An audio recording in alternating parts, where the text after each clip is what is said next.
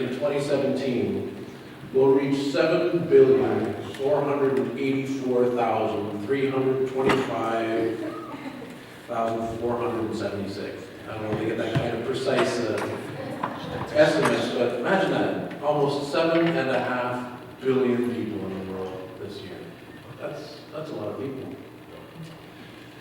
That's about just over 1% increase in population in 2016. Now the population of Canada, on the other hand, is estimated to be about 36,479,992. I love these exact estimates. It's about 0.5% of the total world population. You know the city of Toronto? The city of Toronto, not the GTA, but the city of Toronto is the 4th largest city in North America, with 2.79 million people, just behind Mexico City, New York, and Los Angeles, slightly ahead of Chicago.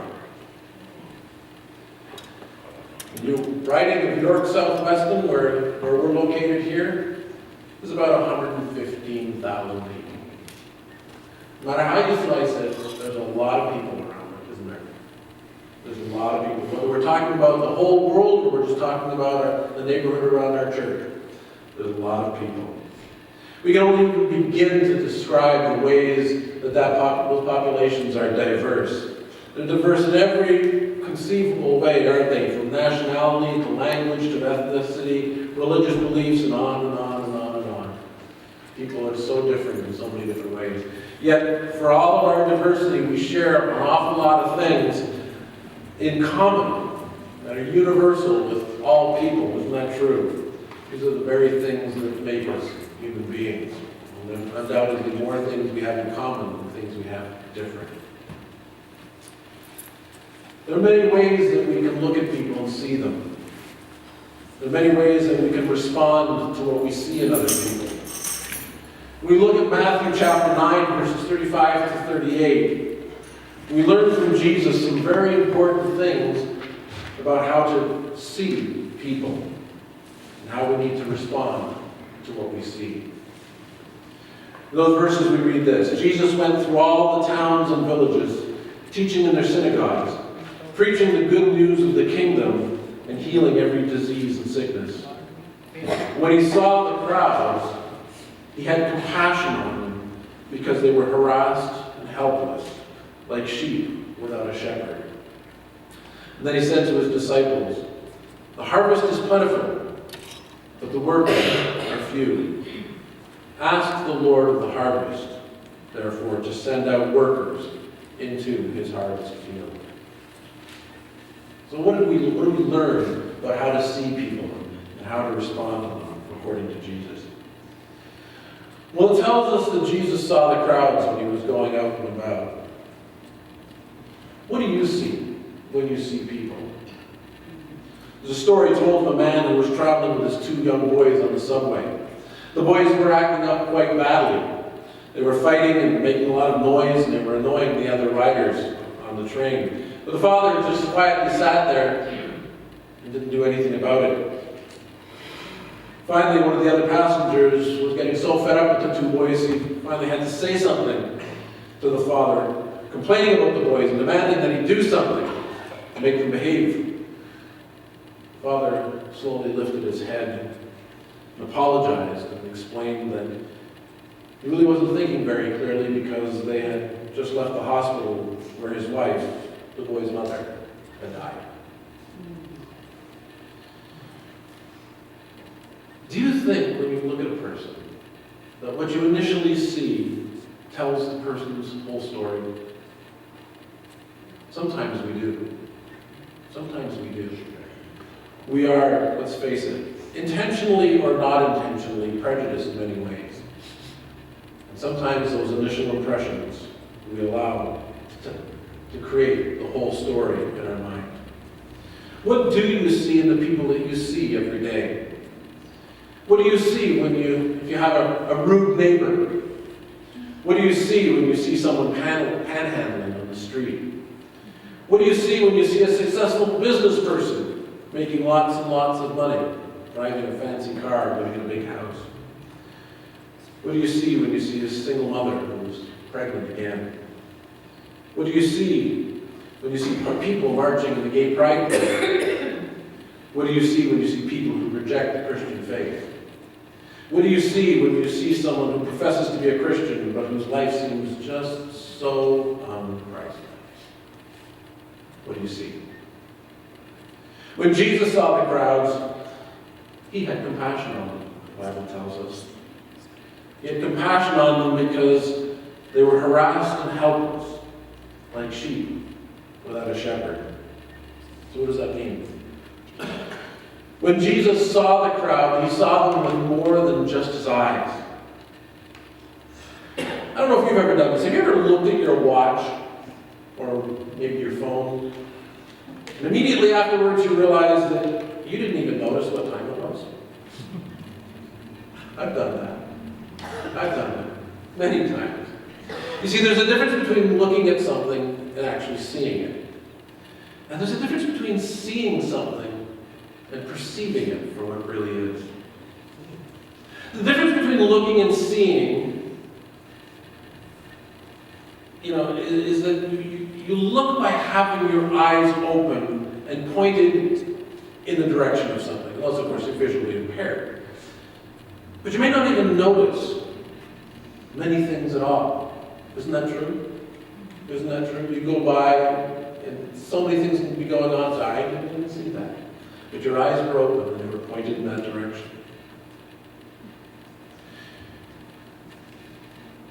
But you actually see something when your brain registers what you've looked at. But you perceive when you understand what it is you see. You have to understand it to really, truly see it in the sense that Jesus saw the crowds. Jesus looked at the people. He saw the people. But more than that, he understood the people. He understood their story. He saw their troubles. He saw their struggles. He saw their lack of faith. He saw their sin. He saw all these things. And the word used means more than just noticing it. He really understood what he was seeing. That's why he goes on to say that he had compassion on them because they were harassed and helpless, like sheep without a shepherd. You see, he understood that they were a harassed people. What does that mean? What does it even mean that they were harassed? He understood that there were forces in their lives that were working against them. Satanic forces, social forces, baggage that they had carried throughout their lives. Who knows what kind of forces that had been working against them. I remember when Donna was working for the parole board, she would have to go through files of, convicted people, sometimes convicted of some terrible crimes. And as she would read through the files, and read their story, read the background, the response would be something to the effect of, this person never had a chance in life. How true that can be. Because there were forces that had worked against this person that created what we would say was a monster. And they were helpless, Jesus saw. You see, they lacked the power to resist those forces. Sometimes we think that people just need to pull themselves up by the bootstraps and make things all better. They need to just make better choices. But when Jesus looked at these people, he understood that we can't always do that. Have you ever felt that in your own life? That there were things that you just wanted to get right, and just somehow you couldn't do it? No matter how hard you tried, no matter how hard you struggled, you just seemed powerless against something in your life? Well, you know what? The same was true of the person sitting next to you. The same is true of the person you passed in the street. Same is true of that person who was panhandling that you passed by and maybe you just thought, they lacked power. See, Jesus recognized that they were like sheep without a shepherd. Sheep are pretty defenseless animals. They need the shepherd to look after them. They need the shepherd to guide them. They need the shepherd to steer them away from danger and when being attacked by forces to protect them. But he recognized that they had no shepherd. They had no one to lead them, no one to protect them, no one to lead them into that God-shaped, godly life, a life of victory. And people are the same today, all around us. Everywhere we go, everywhere we look. People are harassed, they're helpless, they're like sheep without a shepherd. And when Jesus understood the people, he responded with compassion. After figuring out what you see, what are you going to do about it? How are you going to respond to what you see? Sadly, too often people, to some degree or other, respond with the idea of, you made your bed, now you lie in it. Right? In other words, we don't get upset about it because we figure that they deserve the troubles. Oh, unless of course it's me who's having the troubles, and I can't possibly deserve this. Right? But the other person? Many years ago, I was invited to speak at a church men's group in the town that we were appointed to. And afterwards, a member of their group came up to me, and he couldn't understand why we were doing the things that we were doing, providing the kind of help that we were providing. In his mind, we shouldn't have been doing that. We shouldn't help people struggling because it was just their choices. And they needed to learn to make better choices. If they couldn't make better choices, they had to live with the consequences. Is that how Jesus responded? Is that what Jesus did? It tells us that he was moved with compassion. Now, what does that mean? It means that he was moved in the very seat of his love and pity, the very depths of his being where those things are felt. And what does love mean? What does it mean to love another person? Oh, sure, I love my wife. Is that what Jesus is talking about? I've said it before many times. That love means to look out for the interests of the other ahead of the interests of yourself. But now I'm going to add something to that. Even if they don't deserve it. Even if they don't deserve it. Because that's how God looks at us. There's not one of us who deserves God's love. There's not one of us who deserves Jesus having left heaven to come down and take the abuse that he took. To go to the cross on our behalf. Not one of us deserved it. But he did it because he loved us. If we understand that people are harassed and helpless like sheep without a shepherd, can we really say that they don't deserve compassion? See, when Jesus had compassion on them, he wanted to change their lives. He wanted to see their lives different. He wanted to see their lives different. Verses 37 and 38 say this, what we read. And he asked his disciples, or said to his disciples, the harvest is plentiful, but the workers are few. Ask the Lord of the harvest, therefore, to send out workers into his harvest field. In other words, when Jesus had compassion on people, he challenged his followers to do something about it. The very idea of harvest, that the harvest is plentiful. The harvest has to do with, what is it? It's about gathering together, right? It's about collecting up something and bringing it in. You know, you go out into the field and you harvest the wheat, you gather it up and you bring it into the storehouse.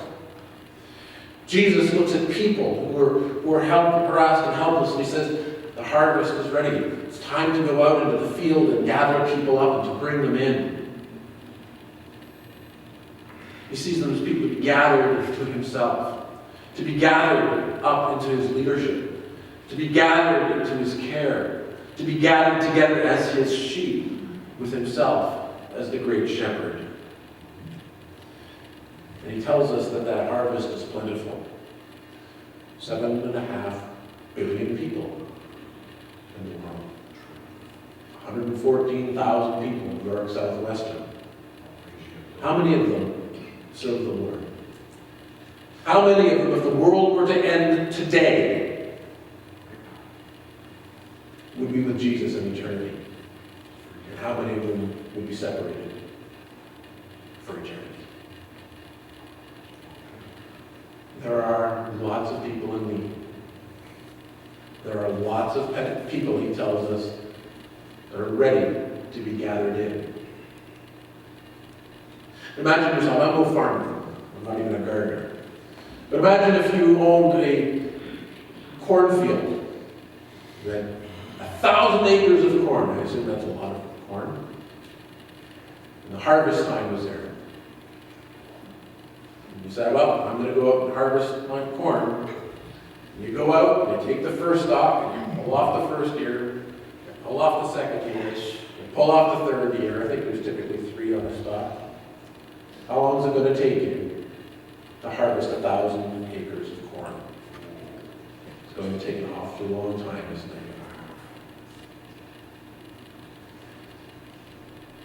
So what are you going to do? Maybe you go out and buy a harvester. I'm sorry, I don't have $200,000 for a harvester, so Joe, you want to come help me harvest corn? Thank you. I'm glad you will. Anna, you're going to come too, right? Shona, Bernard, all the rest of you. We're going to go out and harvest corn. It's going to take a lot less time, isn't it? And the more people we have, the faster it'll go. But if we don't have enough people, even if we have 100 people, if that's not enough, what's going to happen?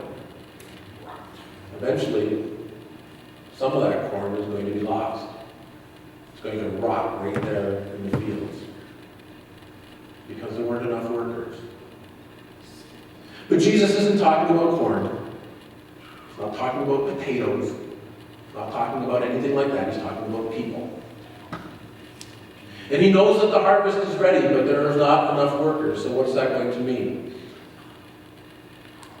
That some of them who are ready to be harvested will be lost. If it would be a waste of good corn to not harvest it when it's ready, how much more would it be a waste of people? So Jesus tells us to ask God to send workers into the field. I think it's an interesting thing that Jesus should challenge us that way. To ask the Lord of the harvest to send more workers. But when I read that, the only thing that comes to my mind is, well, who are those workers going to be? My mind flashes back to a vision that the prophet Isaiah had in the temple. And at the end of the vision, he hears the voice of the Lord calling out, who will go for us? Who shall I send? Who will go for us? And what does Isaiah say? Here am I. Send me. Here am I. Send me.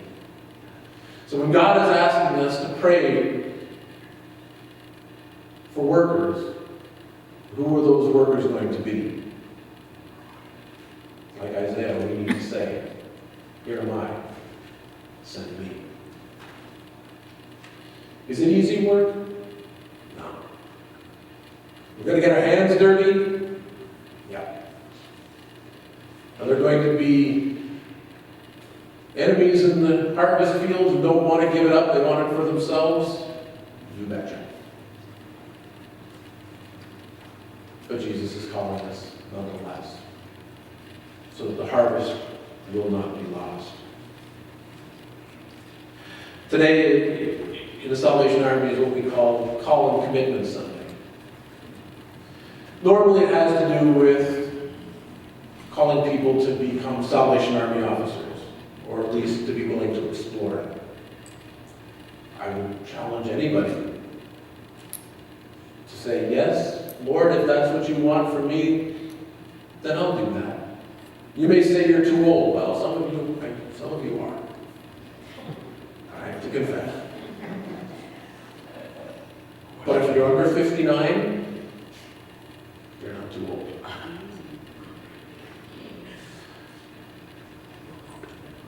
But God calls every one of us to follow him. We talked about that in our adult class this morning.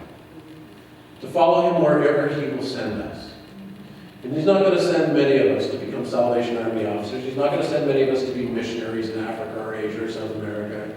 But He's going to send us to be missionaries in Mount Dennis or in other parts of the city of Toronto, maybe even other parts of Ontario or Canada. Who knows? But the question is, when God says, "Who will I send, and who will go for me?" Who will say, "Here am I, send me"?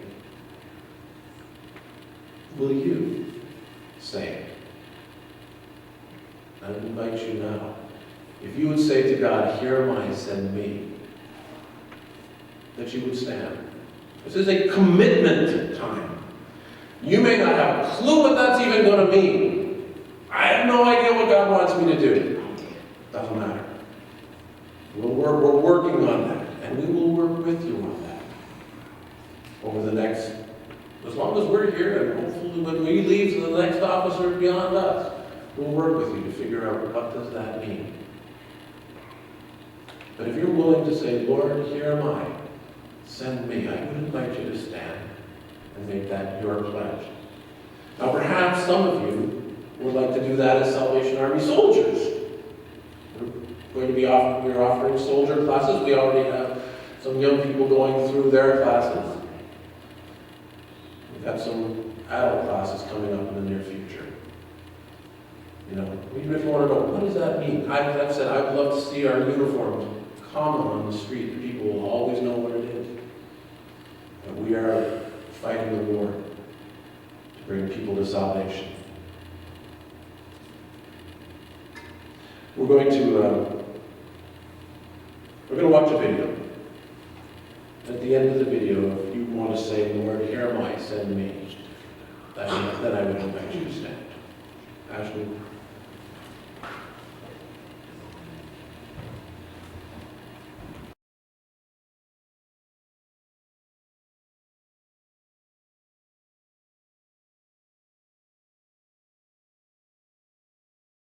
I had a vision. I saw a dark and stormy ocean. In that ocean, I thought I saw multitudes of poor human beings plunging and floating and shouting and shrieking, cursing and struggling and drowning. And out of this dark, angry ocean, I saw a mighty rock that rose up with its summit towering high above the stormy seas. And all round the base of the rock, I saw a vast platform. And on this platform, I saw with delight a number of the poor wretches continually climbing out of the angry ocean. And I saw that some of those who were already safe on the platform were fervently helping the poor creatures still in the angry waters to reach safety. But something puzzled me. Although they had all been rescued at one time or another from the ocean, nearly everyone seemed to have forgotten all about it. Anyway, the memory of its darkness and danger no longer troubled them. And what was equally strange and perplexing to me was that most of these people did not seem to have any care, that is, any agonizing care, about the poor perishing ones who were struggling and drowning right before their eyes. But then I saw something wonderful. I saw a great being from above come straight from his palace, right through the dark clouds. And he leapt right into the raging sea among the drowning people. And there I saw him toiling to rescue them, until the sweat of his great anguish ran down in blood. And he was continually crying to those already rescued, to those whom he had helped with his own bleeding hands, to come and help him in the painful and laborious task of saving the lost. But the strangest thing of all was that those on the platform to whom he called were so taken up with their trades and professions and money-saving and pleasures and families and community and gatherings and religions and arguments about it that they did not respond to the cry that came to them from this wonderful being who had himself by his Spirit gone down into the sea. And so the multitude went on struggling and shrieking and drowning in the darkness. And then I saw something that seemed stranger than anything that had happened before in this very strange vision. Those whom this wonderful being cried out to come and help him in his difficult task, were always praying and crying to him to come to them. Some wanted him to come and stay with them and spend his time and strength in making them happier. Others wanted him to come and take away various doubts and misgivings they had concerning the truth of some letters which he had written them. Others wanted him to come and make them feel more secure on the rock, so secure that they would be totally sure they would never slip off again. They used to meet and get as close to the rock as they could, and looking towards the mainland where they thought the great being was, they would cry out, "Come to us, come and help us." But all this time he was down among the poor drowning creatures, crying to them in a hoarse voice, "Come to me, come and help me." And then I understood it all. It was plain enough. That sea was the ocean of life, the sea of real actual human existence. Those multitudes of people struggling in the stormy sea were the billions of sinners from every race, language, and nation. That great sheltering rock was Calvary, the place of the cross, and the people on it were those who had been rescued from sin and hell and who professed to be followers of Jesus Christ. That mighty being who called to them from the tempest was the Son of God, the same yesterday, today, and forever, who is still struggling to save the dying multitudes about us from this terrible doom of damnation, and whose voice can be heard above the music and machinery and noise of life, calling on the rescued to come and help him save the world. My friends in Christ, you are rescued from the waters. You are on the rock. Jesus is in the dark sea, calling on you to come and help him. Will you go?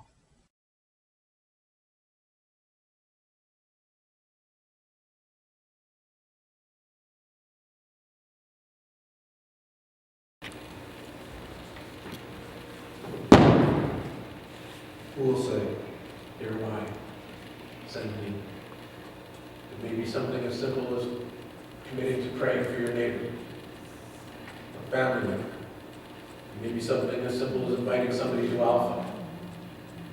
Maybe, I don't know what it may be. But who will say, "Here am I, send me"?